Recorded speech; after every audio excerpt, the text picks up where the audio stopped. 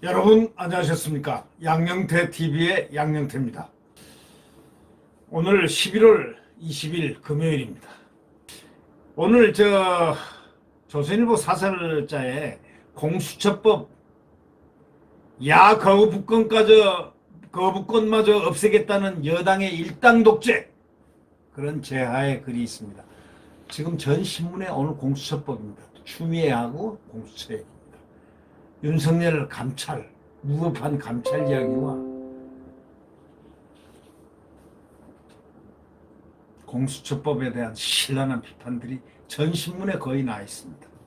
이 조선일보 사설에 공수처법 야당 거부권마저 없애겠다는 여당의 일당 독재에 대한 그 제하의 글이 나왔습니다. 기가 막힌 일이죠. 이 공수처장 추천위원회가 그저께 공수처장 추천 활동을 종료하겠다 일방적으로 선언을 했는데, 야당 추천인들을 반대도 불구하고 민주당하고 법원행정처장, 법무장관, 대한변협회장 등 당연직 위원들이 이 같은 결정을 내렸다는 것입니다. 그러니까 이건 완전히 그냥 세 차례 회의에서 예비후보 10명 가운데 후보 선정에 필요한 추천위원 7인 중 6인 이상 찬성 얻어야 되는데 5인까지 나왔는데 6인이 안 나오죠. 왜? 그 공수처법에 그렇게 돼 있습니다. 이 법은 자기들이 만든 거고, 일방적으로 자기들이 만들어서 짬짬이 정의당 심상정의하고 짬짬이 선거법 연동형하고 해가지고 엿바꿔먹은 법입니다. 패스트트랙 해가지고. 아시죠? 그 야당 다 쫓아내놓고 하는 거 아닙니까? 그게. 자기들끼리 앉아서 뚱땅뚱땅 하면서 희낙낙거리고들, 문희상이가 이거 지고서 똥똥똥똥 두드리고, 그래서 문희상이가 참 잘 나가다가 마지막에 그러한 일 때문에 저 사람은 어디 낯을 못 드는 형편없는 국회의장이라는 소리까지 이제 듣게 된 역사의 그런 분이 되었습니다. 그러다가 또 아들도 공천도 못 받고 등등 얘기들이 많았지 않습니까? 네. 그 얘기는 안 하겠습니다. 나는 이 민주당 원내대표가 중대 결심을 하지 않을 수 없다. 이 사람들은 마침 하는 말투가 말이죠.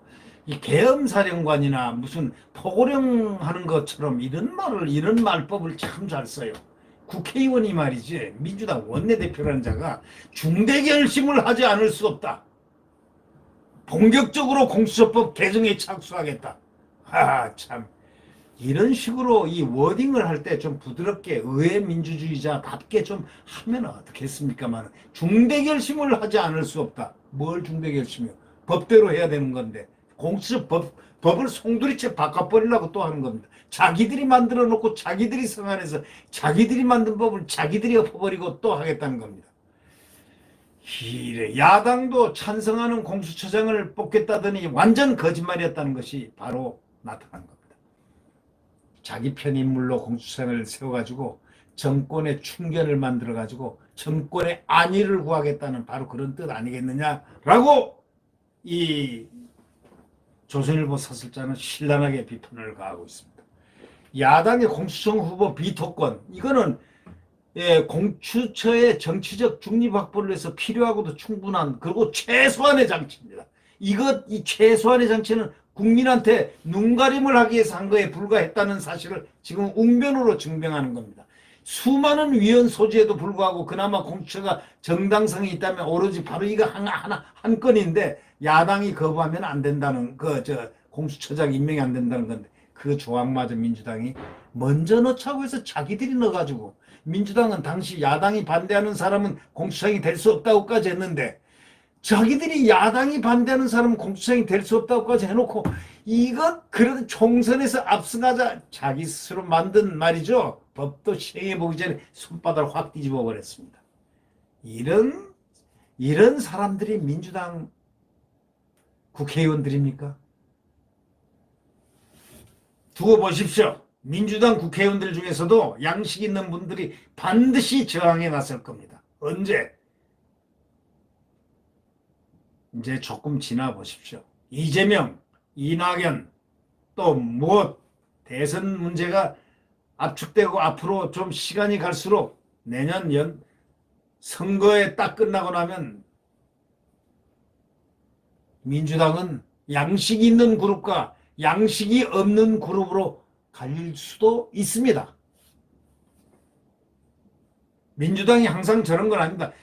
다 아는 분들은, 알만한 분들은 이거 아닌데 하는 분들이 있습니다. 금태섭 의원 같은 분이 있습니다. 네.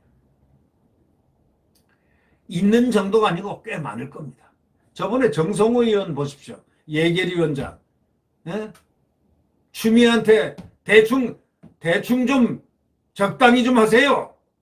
그만 좀 하세요. 하고 해서 저지시키니까 추미애가 야당이 모욕을 주고 뭐 어쩌고저쩌고 이렇게 얘기했잖아요. 그러니까 그런 거 없습니다. 대충 하십시오. 뭐 이런 식으로 제지도하는 양식 있는 분들도 있습니다. 그러니까 그냥 그 다음날 벌떼처럼 대깨문들이 달려들어가지고 뭐 그냥 문자 폭탄 뭐 난리를 쳤지만, 자, 그런 분들이 꽤 있다는 겁니다. 상당수가 있을 수 있습니다. 아무리 얽어매고 공수처법을 아무리 얽어매고 독재화하더라도 뚝이 터지면은 수위가 올라가면 뚝은 터지게 돼 있습니다. 네. 이 공수처는 입법, 행정, 사법 어디에도 속하지 않고 감시받지 않습니다. 헌법에 근거가 없는데도 헌법기관인 검찰의 상전 역할을 하는 그런 무소불위한 권한을 갖고 있습니다. 검찰이 수사하는 사건을 가져다가 뭉개버릴 수 있습니다. 가져와. 옵티머스 일로 가져와. 예를 들면 누구? 추미애 아들 수사? 일로 가져와. 예를 들면 그렇다. 추미애 아들 의혹 수사? 병력 의혹? 일로 가져와. 공수처에서 할 테니까. 하면 그걸 다 끝나는 겁니다. 예를 들면 그렇다 이겁니다. 공수처 있어서는 안 되죠. 공수처법이 지금 그와 같은 똑같은 거는 중국 한 군데 있습니다. 중국의 감찰관실이라는 거. 감찰위원회라는 것. 옛날에 스탈린 레닌 시대에 말이죠. 체카라는 게 있었습니다. 정적을 쫓아가지고 암살하는 조직이 있습니다. 그런 조직의 변형이 아닙니까 이게? 그렇게 될 수도 있는 그런 무지막지한 그런, 지금 대한민국 이 세계에서 자유민주국가에서 이러한 무소불위한 법을 만든 적이 없습니다. 그래서 그 경희대학교 지금 석좌 교수인 허영 교수가 그랬지 않습니까? 공수처법은 위헌이다 해가지고 조선일보에 칼럼을 갖다가 기고를 하셔가지고 크게 말을 했습니다. 공수처법은 위헌, 제목이 그렇습니다. 헌법에 어긋나는 법입니다. 이런 법을 만들어가지고 저희들이 통과시켜가지고 정의당 그 심상정의하고 짬짬이 해가지고 선거법 주고받고 해가지고 이렇게 된 정말 자유 대한민국의 사생아 같은 이상한 법이 하나 나왔는데, 이 법을 갖다가 그나마 자기들이 만들어 놓고 그것 자체를 갖다가 이제 또 개정해 버리겠다는 거예요. 야당 몫을 뺏어 버리겠다는 거예요. 이게 있을 수가 있습니까? 자, 헌법에 근거가 없는데도 헌법기관인 검찰의 상전 역할을 하는 무소불위 권한 갖고 있죠. 검찰 수사하는 사건을 무조건 가져다가 뭉개버릴 수 있죠. 판검사들을 사찰할 수 있죠. 판사들도 보십시오. 이제 꼼짝 못하는 사찰 받아야 되는 판사들 지금 말이지, 우리법연구원이 일부 우리법연구원 김명수 한참 그래도 이제 사찰을 받아보면 그것이 어떻다는 건 알게 될 겁니다. 네. 일부 양식이 없는 판사들, 법에 의하지 않고 법과 양심에 의하지 않고 이렇게 예상했는데 이렇게 하는 판결을 하는 분들이 요즘 가끔 있다고 하지 않습니까? 바로 다 판사도 사찰을 받습니다. 밖에 다 돼 있습니다. 검사도 고위공직자들 다 거의 다. 그래서 사찰해가지고 재판과 수사를 좌지우지할 수 있게끔 돼 있습니다. 실제 지금 검찰이 수사하고 있는 월성 원전 경제성 조작이라든가 이런 울산시장 선거공작 라임 옵티머스 이런 거 있잖아요. 이런 청와대하고 정권 실세 비리 모두 다 덮이게 돼 있습니다. 가져와. 월성도 가져와야죠. 그리고 공수처 수사관, 민변단체, 시민단체 출신 공수처 수사관, 무슨 어디 예를 들면 어디 세월호 무슨 조사관을 했다든가, 뭐 예를 들면, 뭐 이런 식으로 어디 뭘 했다든가, 나중에 경력 얼마 하면 수사관 되고, 할 수 있는 아마 문호가 열려 있을 겁니다. 민변 출신 공수처 검사, 뭐 이런 사람들, 사실상 임기 제한도 없이 말이야, 임기는 형식적으로 이렇게 했지만 또 연장하면 이게 뭐, 이런 무소불위한 이들이 문재인 정권의 비리를 파헤칠 가능성이 없습니다. 없을 겁니다. 말 그대로 문정권 수호기관이 되는 것입니다. 언론은 그렇게 지금 사설자는 이렇게 적시를 하고 있습니다. 말 그대로 문정권 수호기관이 되는 것입니다. 이렇게 외치고 있습니다. 법조계에서는 공수처와 같은 수사기관은 민주국가에선 찾아볼 수 없고 공산당 독재국가인 중국의 감찰위원회와 유사하다고 말할 정도입니다. 지금 이 사설자가 그 예를 들자, 아까 제가 말했지만 예를 이렇게 들고 있지 않습니까?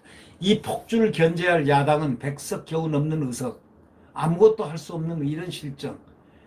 한번 두고 봅니다. 국민의힘이 결사항쟁을 하느냐 안 하느냐, 의원직 사퇴를 하더라도 하지 않으면은 이 국민의힘은 국민의 힘이 아니고 국민의 됩니다. 네. 민주주의를 갖다가 이렇게 겉으로는 외피를 썼지만 내용은 독재와 전혀 다를 게 없는 바로 일당 독재 국가. 문재인 개인 국가와 비슷한 모습으로 지금 가고 있다고 이 사설자, 조선일보 사설자는 뒤에 말미에 치고 있습니다. 제가 그대로 읽어드리겠습니다. 민주주의에 외피를 썼지만 내용은 독재와 전혀 다를 게 없는 일당 독재 국가, 문재인 개인 국가와 비슷한 모습으로 가고 있는 것이다. 이렇게 비판하고 있습니다. 여러분 어떻게 생각하십니까? 네. 구독 버튼과 엄지를 눌러주시면 감사하겠습니다.